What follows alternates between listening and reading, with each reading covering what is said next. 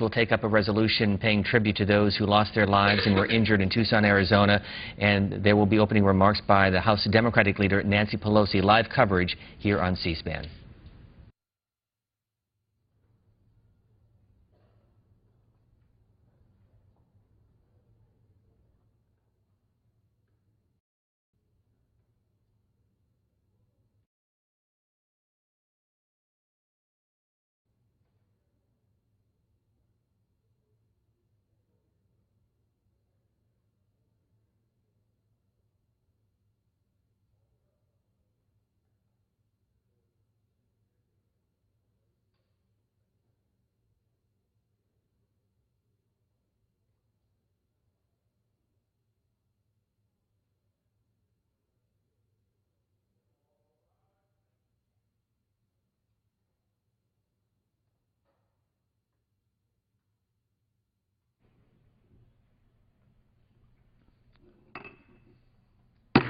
The House will be in order. The prayer will be offered by our chaplain, Father Coughlin. With the psalmist, we pray for this Congress and the nation. Come, let us bless the Lord at all times. Let praise always be on our lips. If the Lord is your boast, be humble, listen, and be moved. Glorify the Lord with me. Together, let us reverence the holy name. When in difficulty, we looked for the Lord. Then from all our terrors, we were set free. When most vulnerable, we called out to the Lord, and we were rescued from all our difficulties. So reverence the Lord with all the saints, for those who revere the Lord will lack no blessing. In the midst of everything, let us seek the Lord, both now and forever. Amen. The Chair has examined the journal of the last day's proceedings and announces to the House his approval thereof. Pursuant to Clause 1 of Rule 1, the journal stands approved. The Pledge of Allegiance will be led by the gentleman from Ohio, Mr. Kucinich. Please join the members of Congress as we recite the pledge. I pledge allegiance to the flag of the United States of America and to the republic for which it stands, one nation, under God, indivisible, with liberty and justice for all.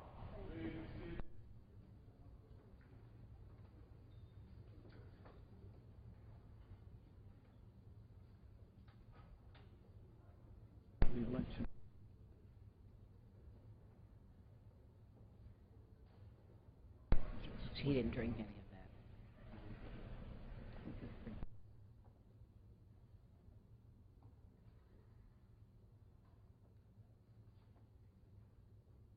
that. Does the gentleman from Texas rise? Conference offer a privileged resolution and ask for its immediate consideration. The clerk will report the resolution.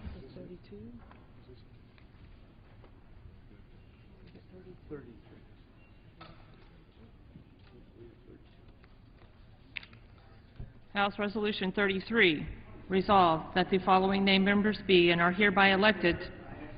Consent that the resolution be considered as read and printed in the record. Without objection. Without objection, the resolution is agreed to and the motion to reconsider is laid on the table. We'd like to have the resolution read, if possible. Objection is heard. The clerk will report the resolution. Resolution. Without objection, the gentleman withdraws the objection and the resolution is agreed to. For what purpose does the gentleman from Virginia rise?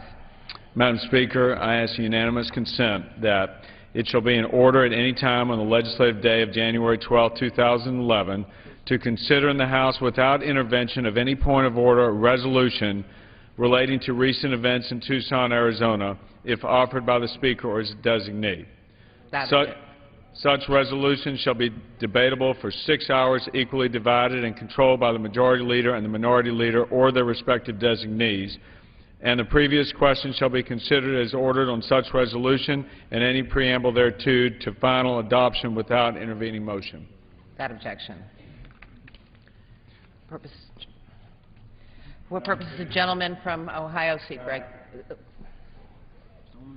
gentleman of Madam Speaker, pursuant to the order of the House today, I offer a resolution and ask for its immediate consideration in the House. Clerk will report the resolution. House Resolution 32, whereas on January 8, 2011, an armed gunman opened fire at a Congress on Your Corner event hosted by Representative Gabrielle Giffords of Tucson, Arizona, killing 6 and wounding at least 14 others. Whereas Christina Taylor Greene, Dorothy Morris, John Roll, Phyllis Schneck, Dorwin Stoddard, and Gabriel Zimmerman lost their lives in this attack. Whereas Christina Taylor Greene, a 9-year-old daughter of John and Roxanne Greene, was born on September 11, 2001, and was a 3rd grader with an avid interest in government who was recently elected to the Student Council at Mesa Verde Elementary School. Whereas Dorothy Morris, who was 76 years old, attended the January 8 event with George, her husband of over 50 years, with whom she had 2 daughters, and who was also critically injured as he tried to shield her from the shooting. Whereas John Roll, a Pennsylvania native who was 63 years old, began his professional career as a bailiff in 1972, was appointed to the federal bench in 1991, and became a chief judge for the District of Arizona in 2006, and was a devoted husband to his wife, Maureen, father to his 3 sons, and grandfather to his 5 grandchildren. Whereas Phyllis Schneck, a proud mother of 3, grandmother of 7, a great-grandmother from New Jersey, was spending the winter in Arizona and was a 79-year-old church volunteer and a New York Giants fan. Whereas Dorwin Stoddard, a 76-year-old retired construction worker and volunteer at the Mountain Avenue Church of Christ, is credited with shielding his wife, Mavie, a longtime friend whom he married while they were in their 60s, who was also injured in the shooting. Whereas Gabriel Matthew Zimmerman, who was 30 years old and engaged to be married, served as Director of Community Outreach to Representative Gabrielle Giffords and was a social worker before serving with Representative Giffords. Whereas Representative Gabrielle Giffords was a target of this attack and remains in critical condition at the Arizona hospital. Whereas 13 others were also wounded in the shooting, including Ron Barber and Pamela Simon, both staffers to Representative Giffords.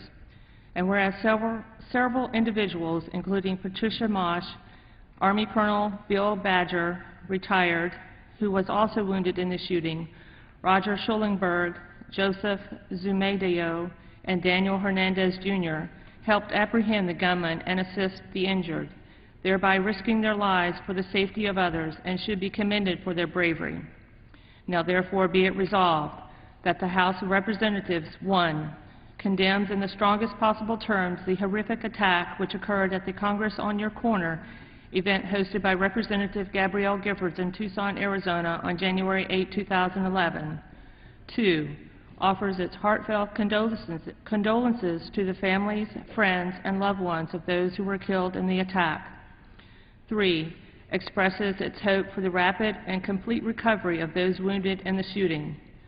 4, honors the memory of Christina Taylor Greene, Dorothy Morris, John Roll, Phyllis Schneck, Dorwin Stoddard, and Gabriel Zimmerman.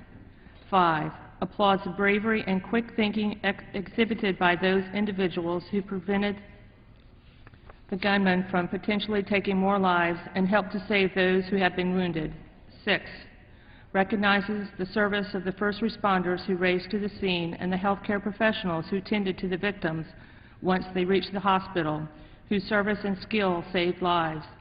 7, reaffirms the bedrock principle of American democracy and representative government, which is memorialized in the First Amendment of the Constitution, and which Representative Gabrielle Giffords herself read in the hall of the House of Representatives on January 6, 2011, of the right of the people peaceably to assemble and to petition the government for a redress of grievances.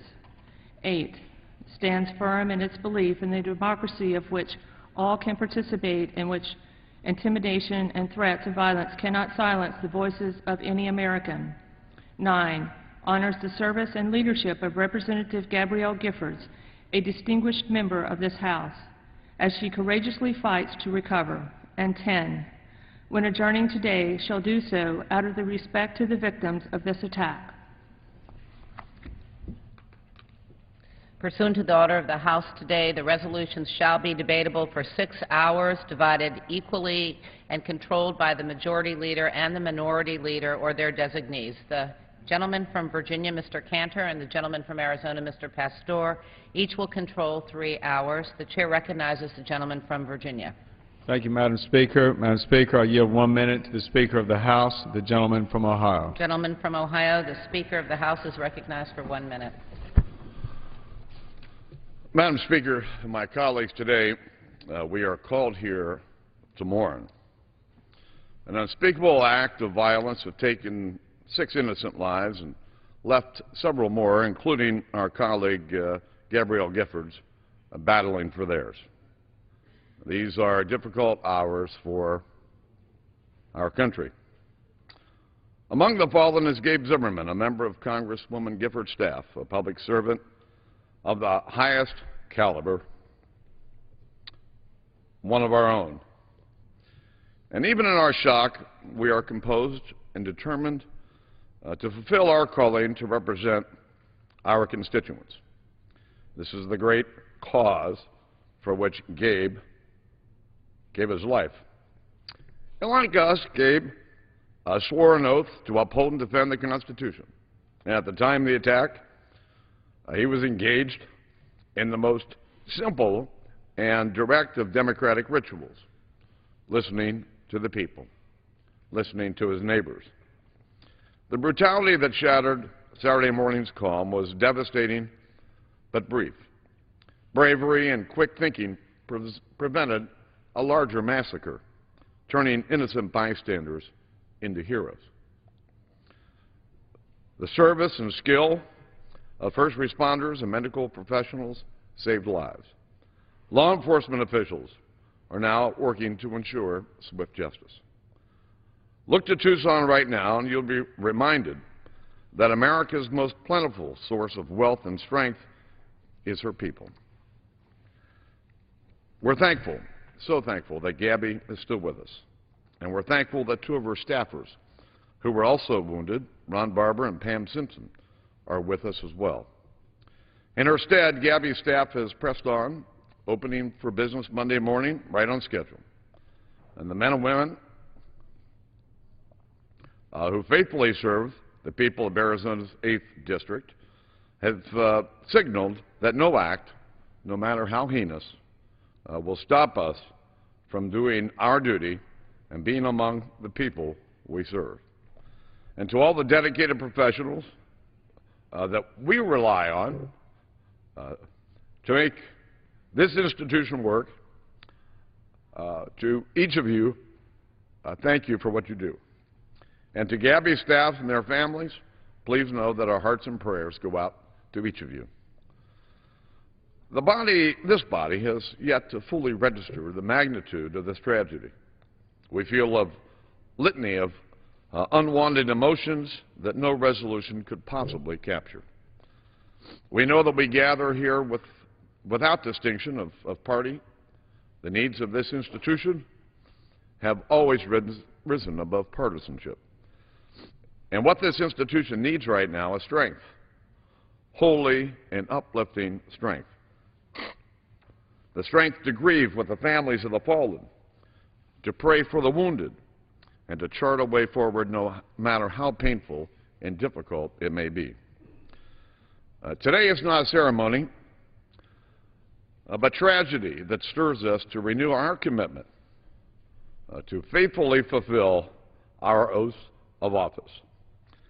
And let us not let this inhuman act frighten us into doing otherwise. The free exchange of ideas is the lifeblood of our democracy. As prescribed by the First Amendment, the beacon of free expression that Congresswoman Giffords recited in this well just days ago. Now, these rights have not been handed down by dictate. They've been preserved and protected through generations of hard sacrifice and commitment. and we will continue that unfinished work. We will do it for Christina Taylor Greene, Dorothy Morris, Phyllis Shank, Dorwin Stoddard, ordinary citizens who died participating in their democracy. And we will do it for Judge John Roll, and we'll do it for Gabe Zimmerman. And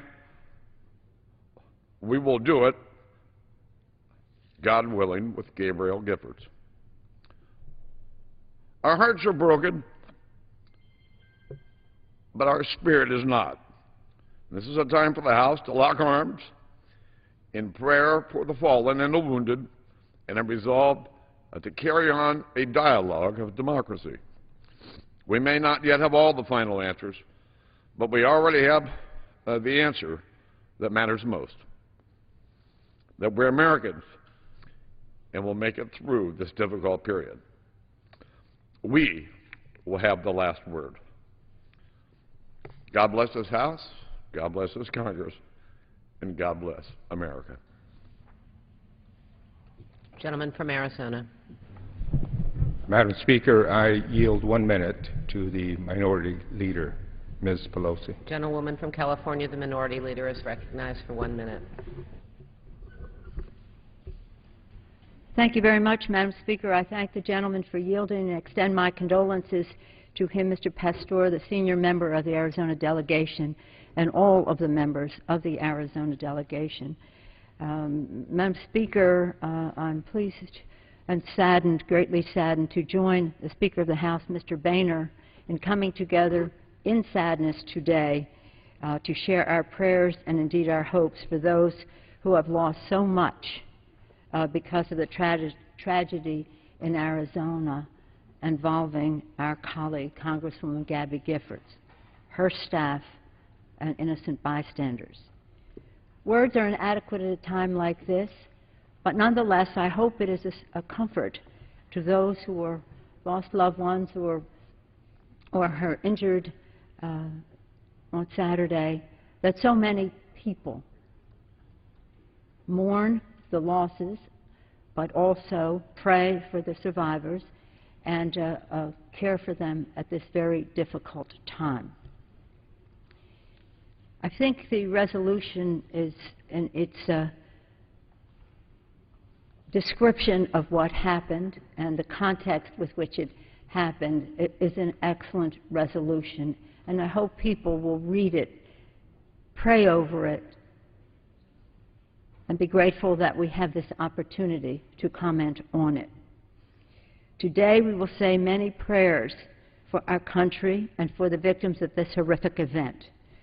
We think of our colleague, Congresswoman Gabby Gifford, fighting to recover, and the 14 others who were injured, and remember the 6 who were killed. Their names are mentioned and they are described in the resolution. The Speaker has mentioned their names, but I think acknowledging them bears repetition. How do you explain the death of a 9-year-old Christina Taylor Greene, who had recently been elected to the student council in her school, Mesa Verde Elementary School? The unbearable grief of John and Roxanne Greene. Again, we pray for them and will carry Christina as an inspiration in our hearts. Dorothy Morris, married for more than 50 years to her high school sweetheart and mother of 2. Federal Judge John Roll, who had just come from Mass, which he attended every day. Phyllis Schneck, mother of 3, grandmother of 7, and a great-grandmother. And I know the New Yorkers like to hear that she is a Giants fan. Snowbird in Arizona, carrying that dedication west. Dorwin Stoddard. Dorwin died shielding his wife Mary. Shielding his wife Mary. And as has been mentioned in the resolution, and we have mourned, Congresswoman Gabby Giffords, Director of Community Outreach, Gabriel Matthew Zimmerman. One of his colleagues, his co-worker, said, "Gabe helped people for a living." As we honor the heroes who risked their lives to protect others, among them some who were injured, Patricia Mayish for one, who grabbed the full magazine of ammunition from the killer as he attempted to reload. Just think of how many more we could have lost. Roger Soltzgibbert and Joseph Zumudi, who tackled and subdued the suspect. Imagine the courage. And Daniel Hernandez, Jr., 20 years old, an intern who had just been on the job for 4 days. When he heard gunshots, he ran toward them. He ran toward them and attended to Congresswoman Giffords, helping to staunch her bleeding with his own hands. We pray for the rapid recovery of other members of Congresswoman Giffords' staff, Ron Barber, Pam Simon. We commend Pia Carazoni and the entire Giffords staff for carrying on. Those heroes at the scene were joined by first responders from county and municipalities, arriving just 3 minutes after the first 911 call, who performed excellently, and in doing so, saved lives. We also pay tribute to the skilled professionals at Arizona's University Medical Center, whose role is ongoing, healing the victims of this tragedy. Tonight, the University of Arizona community joins with Tucson, the state of Arizona, and indeed the entire nation to acknowledge together Saturday's tragedy. Appropriately, this remembrance is called Together We Thrive, Tucson and America. Together We Thrive, Tucson and America will be an opportunity to grieve, and it will be a demonstration of our strength in community. A strength in community that was just demonstrated last Saturday, a strength in community there that is ongoing. Tucson demonstrated its strength on Saturday when the city was full of heroes, ordinary citizens, victims, first responders coming together in the spirit of community.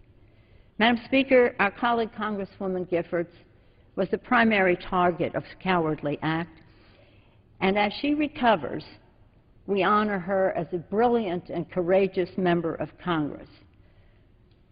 She brought to Congress an invigoration, the thinking of a new generation of national leaders, a businesswoman, a state legislator. She came to Congress full of ideas, and we will long continue to be blessed by them. Look forward to when she is present with us on the floor. She has spoken out courageously and led boldly when the times demanded it. It is especially tragic that those who lost their lives and those who were wounded had come together, as the resolution presents, to participate in an activity that reflects the best of our democratic tradition. A representative of the people, Gabby Giffords, and her staff, hearing directly from the men and women she represents. American democracy is founded on our commitment to a contest of ideas, not violence. Political disagreement and dissent must never violate our nation's values as expressed in the Constitution of free expression, speech, and peaceful assembly. Gabby spoke to that right here from the floor last week. In this hour of anguish, we seek renewed commitment to hope, to civility, to peace among the American people. In many of our churches, we sing on Sunday and other days of the week, let there be peace on earth, and let it begin not just with us, but with me, with each of us, within each of us. In speaking as one house today, coming together, let us peace with us, we offer our thoughts and support, our prayers for the health of our colleague, Congresswoman Gabrielle Giffords, and for all of the injured. We share the stories of the heroes of the tragedy and mourn those who perished. Let their actions and their memories be a blessing to our country. We don't know why God saw this to be necessary, but let this be something that we cherish as an opportunity as we mourn the heartbreaking horror of it all. This resolution is a fitting tribute. It's a great resolution. Please read it again and again. Carry those names in your heart. Remember each of these people because, again, a tragic accident took lives, wounded people in the free expression of ideas. May this resolution remind us of the urgent need to uphold our democratic values, to treat one another with courtesy and with respect, and to act as Congresswoman Giffords has always done and always do, in a manner that reflects the best of American leadership. As our thoughts and prayers go out to the families of all who were affected, I want to call special attention to Navy Captain Mark Kelly, Gabby's husband, who has been a source of strength to all of us in this difficult time. We pray for him. We thank him for his and Gabby's service to our country. God truly blessed America with their leadership, with their service, and with their love for each other. Thank you, Madam Speaker. I yield back the balance of my time. Woman yields back. The gentleman from Virginia. Madam Speaker, I yield myself as much time as I may consume. Gentleman's recognized. This week, most members of the House will gather briefly here in Washington, but our hearts and spirits will be in Arizona. The unspeakable tragedy in Tucson last Saturday came as a complete shock, casting a pall over the entire nation. With this resolution, we join 300 million Americans and millions of others around the world in showing our solidarity with Congresswoman Giffords and the rest of the victims. Gabby serves Arizona's 8th District with distinction and thoughtful leadership, and we are all praying for her speedy recovery. Saturday's cowardly crime was more than just an attack on dozens of innocent Americans at a grocery store. It was an attack on the very essence of democracy and representative government, an assault on the open exchange of ideas between legislators and the people to whom they are accountable. This resolution honors the memory of Christina Taylor Greene, Dorothy Morris, Judge John Roll, Phyllis Schneck, Dorwin Stoddard, and Gabriel Zimmerman. The slain represent a broad cross-section of the American public, young and old, men, women, and child, friends, brothers, sisters, and children. They will be missed, but not forgotten.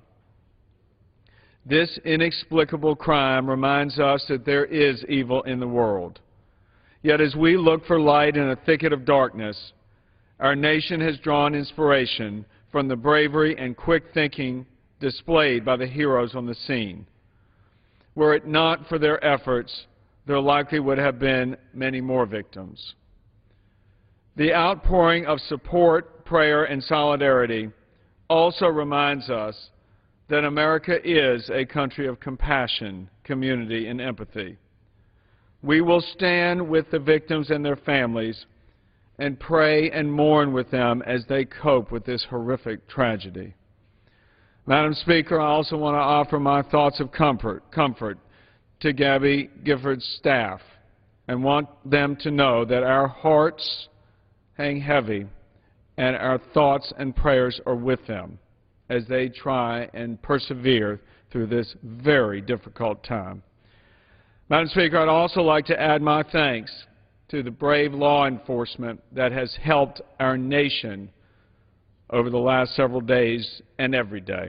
The law enforcement under the directorship of Director Mueller at the FBI, the local law enforcement in Arizona, and from our perspective, most especially, the Capitol Police and the Office of Sergeant of Arms and the Sergeant of Arms himself for the tremendous job that they are undergoing each and every minute as we try and cope with this tragedy.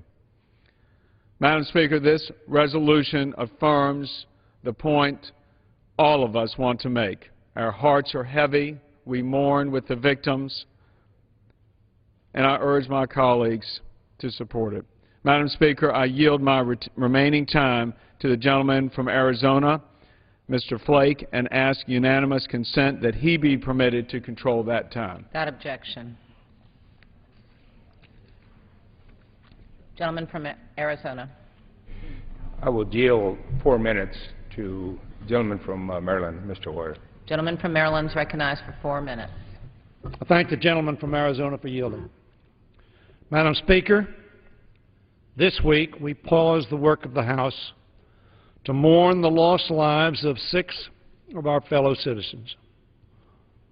One of those born on that day of tragedy and carnage when thousands were slain in an equally indiscriminate, heinous act of hate. Citizens shot dead on Saturday in Tucson in pursuit of the right to peaceably assemble. The amendment which Gabby Giffords read on this floor. We come as well to honor those who risk their lives to save others, to pray for the lives of the wounded, and to pray for our colleague and friend, Congresswoman Gabrielle Giffords. Today, this temple of representative democracy is a sadder place. But Congresswoman Giffords' intelligence and her toughness, her public spirit, and her charm will, God willing, and with the extraordinary medical care she is receiving, soon return to this body and again be a practitioner and a model for the principles of civil debate and thoughtful deliberation on which this temple is founded. Congresswoman Gifford was attacked doing the work that is the heart of democracy, as has been so eloquently observed by our Speaker, Mr. Boehner, listening to her neighbors, listening to those who sent her here to Washington to reflect their views. Each one of us have done that work. Each one of us has come back bearing their fears and their hopes, their convictions and their visions for the future. Some, of course, are everyday hopes. Some are matters of life and death. But in each case, we bring these hopes here and speak to our neighbors as best we can. That is what Congresswoman Giffords was doing. We do not know, of course, the specific motive which led the perpetrator of this crime to act, nor can we draw conclusions as to specific causes. But it seems to me it is a time for us to reflect on the heightened anger being projected on our public debate and the daily denigration of those with whom we disagree. And it is appropriate, therefore, that the wrenching, shocking, senseless violence of that day compel us to reflect on our own responsibility to temper our words and respect those with whom we disagree. Let the failure to do so give incitement to the angriest and most unstable among us. Let us speak for our neighbors in a spirit of unity, not a false and shallow unity, not a unity that wishes away our differences or our discords, but a unity founded on our reverence for our democracy's most precious, most fragile gift, its power to resolve without violence our weightiest questions. In a much darker time than ours, from the edge of a great war, President Lincoln addressed these words to the men and women whom, even in the war's depths, he refused to see as anything other than his fellow Americans. He said this: "We are not enemies, but friends. We must not be enemies. Though passion may have strained, it must not break our bonds of affection." There are in every society and in every culture and every nation those who reflect that creed. But if we love our country, If we honor our oath to country, Constitution, and to our nation of laws, we must live by those words. There is perhaps nothing we can do that will prevent the mindless violence committed by the few. But we can and must appeal to the best instincts of the many. To the families of the fallen, we extend our sympathy. To the survivors, we extend our prayers for a full and speedy recovery. And to our colleague, to our beloved colleague, Gabby, we extend our love, our hopes for her early return to the chamber, and our ranks. All of us in this time have come together, reached out to one another, comforted one another, and lifted one another up. May that sentiment not pass quickly from this body or from this country. I yield back the balance of my time. I heard the gentleman from Arizona, Mr. Flake. Madam Speaker, I want to thank Speaker Boehner and the leadership of both sides of the aisle for bringing this resolution to the floor. This is indeed Congress at its best. None of us will ever forget the feeling we had when we heard of the news of the shooting last Saturday, one of the victims of which was our dear friend and colleague, Gabby Giffords. A few hours after the first news broke, I was in attendance at the press conference in Tucson at the medical center. Amid the turmoil and the anguish of the occasion, there were audible expressions of joy and relief in that room and around the country when Dr. Rhee announced that Gabby could listen and respond. Gabby's progress over the past few days has been measured in much the same manner. The squeeze of a hand, the raising of two fingers, a thumbs-up sign, each gesture letting us know that she hears, that she is listening and responding. These traits, listening and responding, have defined Gabby Giffords' career as a legislator. Let me give but one example, born of another tragedy just 10 months ago. Longtime Arizonan Bob Krantz, known to provide assistance to those he found in need, was murdered on his ranch near Arizona's southern border. Farmers and ranchers in Arizona were understandably alarmed. Gabby listened and responded. Over and over, she contacted and visited those affected, reassuring them that help was on its way. She convened monthly conference calls for the farming and ranching communities involving the Border Patrol, Immigrations and Customs Enforcement, and the Justice Department and other federal agencies, each month broadening the circle to include more stakeholders.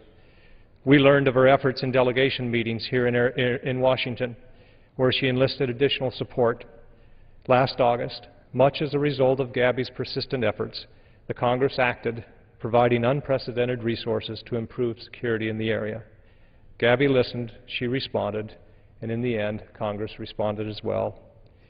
We're responding here today by giving thanks for the service of Federal Judge John Roll and Gabe Zimmerman for the public service they have rendered. We are responding today by recognizing the heroic, life-saving efforts of people like Daniel Hernandez, who delivered aid to Congressman Giffords, to those who tackled the gunman, to Dorwin Stoddard, who shielded his wife from the gunfire, selflessly giving his own life that she might live. We are responding today by joining John and Roxanne Green in mourning the loss of their 9-year-old daughter, Christina, as well as the friends and families of Dorothy Morris and Phyllis Schneck. We in the Arizona delegation are proud of the wonderful state that we, together with more than 6 million of our friends and neighbors, call home. Arizona is defined not by the actions of a lone crazed gunman, but by the heroism and bravery of those who left us on Saturday, and those, like our friend and colleague Gabby Giffords, who will continue to lead us in the future. I reserve the balance of my time. Reserves the balance of this time. Gentleman from Arizona, Mr. Pastor. I yield 3 minutes to the leader of the caucus, Mr. Larson. Gentleman from Connecticut, I'm recognized for 3 minutes. I thank the gentleman from Arizona. Thank you, Madam Speaker.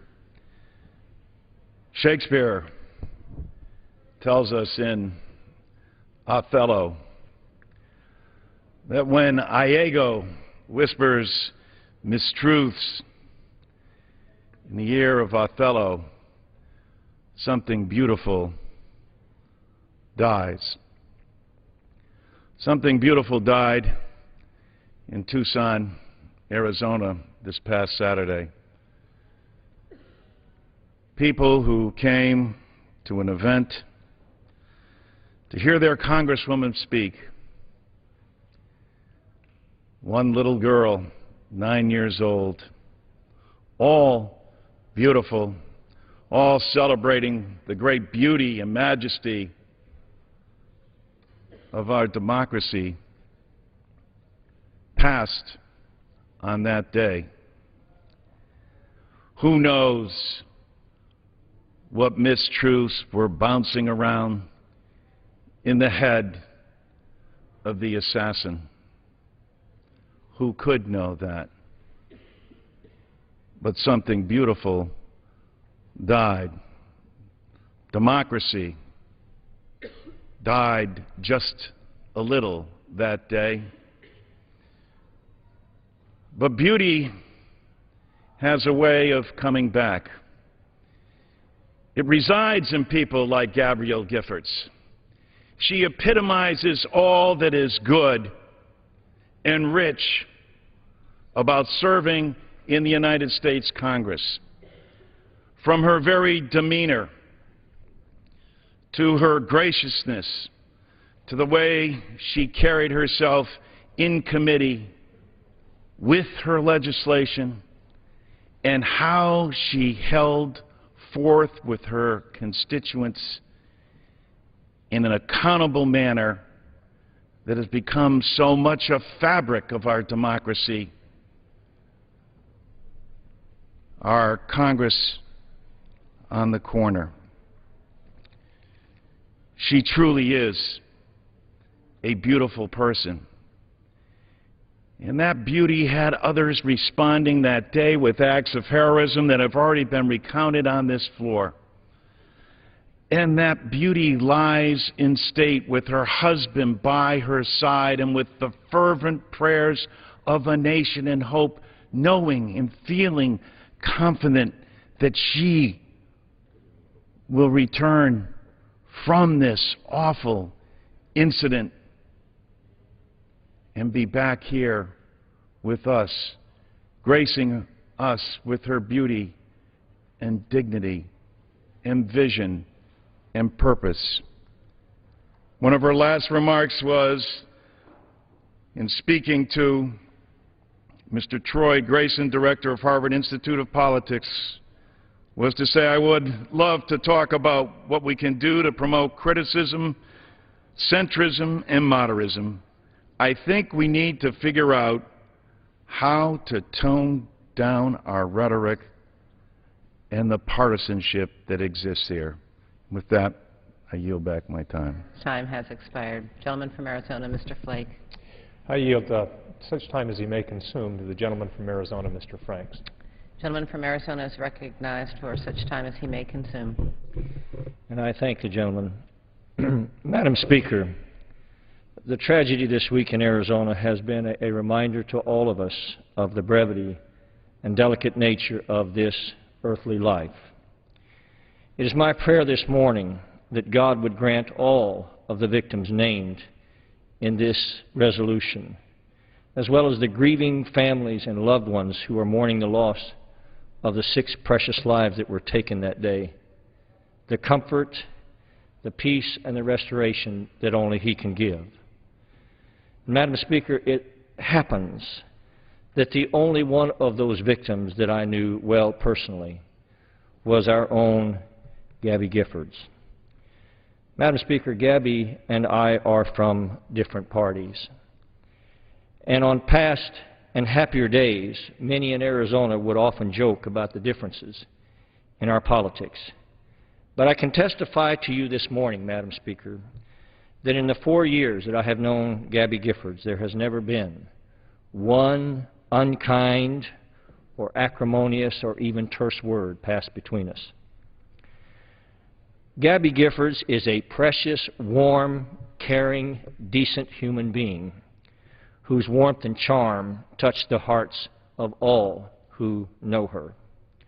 and the testimony of her life and work is proof that true tolerance is not in pretending that we have no differences. It is being kind and decent to each other in spite of those differences. And it strikes me as more than a point that only days before the tragedy, we all listened to Gabby at this very podium and the Constitution's First Amendment, the right of the people to peaceably assemble. And then only days later, Madam Speaker, as she was exercising that right and faithfully doing her job as a member of the United States Congress, bereft of heart, human compassion, and respect for innocent human life, mindlessly shattered her life and the lives of so many others around her. Madam Speaker, the last words I had with Gabby Giffords were spoken not 10 feet from this podium, when we exchanged simple but genuine and heartfelt words and best wishes for the new year and the new Congress. And Madam Speaker, I will tell you that when I heard the news of this tragedy and the false report that Gabby had died, I felt such an overwhelming sense of grief in my soul to think that those were the last words that I would ever speak to her. And it was a reminder to me, Madam Speaker, of the brevity and preciousness of human life and freedom, and just how important it really is for each of us to seize every moment and to speak kind and loving words to each other while we still can. So, Madam Speaker, it is my prayer that God would comfort the Giffords family and all of the victims of this horrible tragedy and hold them closely in His arms as only He can, and that He would someday very soon return a smiling Gabby Giffords to this chamber and to all of us, as clear-eyed and as whole as when she left us. And I yield back. Gentleman yields back. Gentleman from Arizona, Mr. Pastor. Madam Speaker, I ask unanimous consent to revise and extend remarks. Without objection. I yield my time, as much time as might consume. Gentleman is recognized. I would also join my colleague from Arizona, Jeff Flake, in thanking the leadership in bringing this resolution here this morning. I also want to recognize that Representative Giffords' staff is in the gallery with us this morning, so we want to wish them the best. Madam Speaker, it is with great sadness I rise today to pay tribute to 6 innocent and precious Arizonans who, while participating in a public event designated to strengthen our democracy, so tragically lost their lives in a senseless act of violence last Saturday. I also want to pay tribute to those 14 Arizonans, including our dedicated and beloved colleague and my personal friend, Gabby Giffords, who were wounded. These Americans, all dedicated to freedom and all loving our country so much that they chose to use their Sunday morning to participate in a public event to make their government better, are recovering at different paces and with unique and different needs. The city of Tucson, Pima County, and the entire state of Arizona stand poised to assist and welcome these brave heroes back to our communities once they have recovered. Gabby continues to fight, literally fight, every minute for her life. And we are all reaching toward our God through prayer, contemplation, and silent whispers in our unified effort to bring about her quick recovery and return to us here in this House of Representatives. Those who perish: Phyllis Schneck, Dorothy Morris, Gabe Zimmerman, Christina Taylor Green, Dorwin Stoddard, and John Roll, will be missed by their families, their colleagues, their friends, and all Arizonans. Phyllis Schneck was described by her New Jersey hometown paper as a lifelong conservative. Yet, she was there to see Gabby because she admired her. This is a perfect example of someone who wanted to step beyond the current vitriol in modern-day politics and bring us together. Dorothy Morris was married to a former Marine Corps pilot who was also wounded and recovering. We all know the patriotism and love of country every spouse of a Marine exhibits, and she was no exception. Gabe Zimmerman was one of us, a dedicated staff member to Gabby. It is said that he literally lived to serve his community. Sadly, he perished, but he perished fulfilling his calling and doing what he loved, helping the people of his town. Christina Taylor Green was just starting her political career. She had just been elected to her school's student council and wanted to come see at the highest level. She wanted to see a pro, so she came to see Gabby. She was a special little girl who kept reaching for the stars in politics, dance, baseball, and whatever her heart desired. Dorwin Stoddard died shielding his wife, who was also wounded but expected to recover. Following their regular Saturday outing, Dorwin brought his wife, Marvy, to Gabby because reportedly she wanted to tell Gabby what a good job she was doing. High school sweethearts who were reconnected after many years apart. They were a pillar of their church community, and we know Mavy will continue on, saddened and burdened, but hopefully not broken. Finally, Judge Roll had been working with Gabby and several of us in the delegation for the past several months, trying to make the courts in Arizona more efficient and more responsive to both the victim and the accused. I knew him to be a fair, dedicated, charming, professional, and loyal person. He loved his family, he loved his profession, he loved his job, his community, and his country. Arizona and the nation will be a different place without him. Again, I'm encouraged by the reports concerning all the wounded.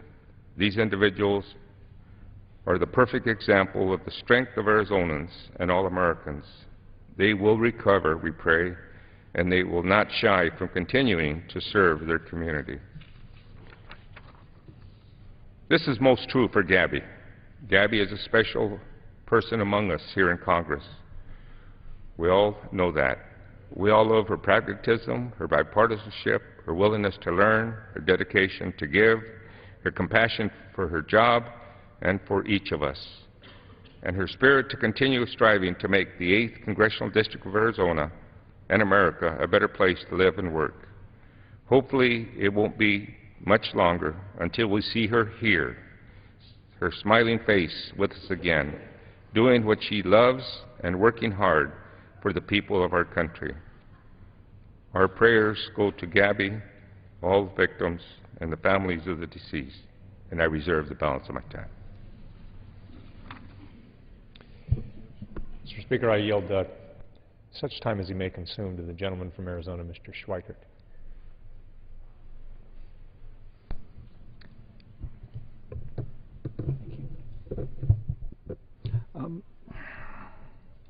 Mr. Speaker, it is with heavy heart that I come to the floor today to offer these thoughts on this tragic event this past Saturday outside Tucson that took the lives of John M. Roll, Christine Taylor Green, Dorwin Stoddard, Dorothy Morris, Gabe Zimmerman, and Phyllis Schneck, and gravely injured our colleague, Congresswoman Gabby Giffords. It was just last week that my wife and I had the opportunity to visit with Gabby in Statutory Hall before the ceremonial swearing in. And as so many of you know, our interactions with her were gracious, energetic, and she was willing to help us as we were setting up our freshman office. We took a few photos, we talked about ways we could work together, and of course, we engaged in the banter and teasing of Arizona's favorite rivalry, ASU versus U of A. Gabby takes enormous pride in the job in representing the communities of southern Arizona. And my wife and I send our thoughts and prayers to Mark during this difficult time. We deeply appreciate the gift Mark generously shares with all of us here in Washington and back in Arizona. It is also important not to forget the individuals who lost their lives or who were injured while they were exercising their right to participate and have a say in this republic. Indeed, they became victims while exercising a fundamental right that has served as a backbone of this country since its founding, a right our nation's founders sacrificed so dearly for, just as the victims this last Saturday have tragically also sacrificed for. We are stunned by the tragedy, but we remain resolute in our commitment to assemble peacefully, engage civilly in the types of discourse that are fundamental to maintaining this republic.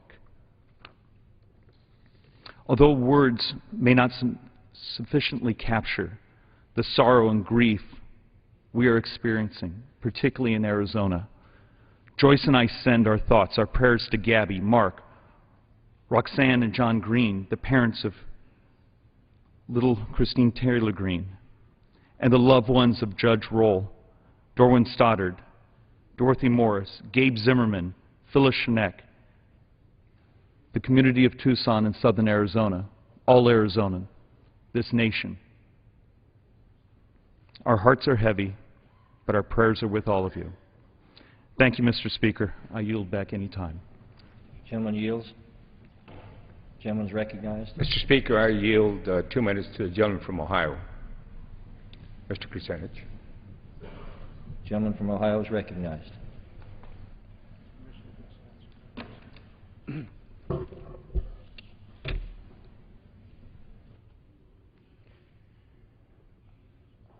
We are one as we pay tribute to Congresswoman Giffords and all the other victims of violence in Tucson. Our gathering reflects the truth of America's first motto, which is above this chamber, E pluribus unum. Out of many, we are one. It is vital that we acknowledge our oneness, not just as a Congress, but as a nation and as a world. In that appreciation for oneness, we find human sympathy, compassion, and love. It is an awareness of the imperative of human unity, which can bring us to the threshold of understanding our power to bring an end to the violence which is consuming our loved ones. It is an awareness of the imperative of human unity, which can help us to create a new America, where the omnipresence of violence is understood as a challenge to be met, not as an unyielding truth of the human condition to be accepted. Our hearts are open now as we recognize the victims. So let us be open to a new direction where we in this nation can take an organized approach to deal with the causes of violence, not just the effects. We are one with our sister, Congresswoman Giffords, and all the other victims. Let us continue to be one with each other as we struggle to bring light to this moment of darkness. Yield back. Gentleman yields. Mr. Speaker, I yield 2 minutes to the gentleman from Arizona, Mr. Quayle. The gentleman is recognized. I thank the gentleman from Arizona for yielding. Mr. Speaker, I rise today in support of House Resolution 32 and to honor the victims of the senseless act of violence that took place in Tucson on Saturday. All Arizonans and all Americans mourn the 6 souls that lost their lives. They will never be forgotten. They were model citizens, actively engaged in their community and with their government, just chatting with their representative on a Saturday morning. That, Mr. Speaker, peaceful discourse and participation is a precious part of our society and one of the things that makes our country great. We must not allow an act of violence to inhibit the free exchange of thoughts and concerns. The 6 that lost their lives died because they loved America They wanted to be involved in the process. In recent days, we've heard their inspiring stories from family and friends. We shouldn't have to wonder what the future had in store for them. They are the friends, neighbors, and colleagues that our communities depend upon. Mr. Speaker, we pray for our friend and colleague, Congresswoman Gabby Giffords. That she survived her wounds is a miracle, but no surprise to those who know her and admire her spirit, determination, and conviction. Congresswoman Giffords was attacked while doing her job to the best of her ability. She wasn't in an ornate congressional. She was back home on the sidewalk of a supermarket, listening to the concerns of her constituents. That, too, Mr. Speaker, is what makes this country great. That, too, must never change. In our great state of Arizona, there is much to mourn after Saturday's tragedy. But make no mistake, there are also many things that elicit great pride. We're proud of the brave civilian and professional first responders whose quick response time and decisive actions prevented more loss of life and greater injury. We're proud of the amazing work performed by the surgeons and the medical teams at the University of Arizona Medical Center, whose skill and expertise shined during trying times. And above all, Mr. Speaker, we are proud of the 6 who perished and of Congresswoman Giffords, all of whom were simply doing their duty as good Americans, they as active citizens, and she as their worthy representative. I yield back the balance of my time. Gentleman yields back.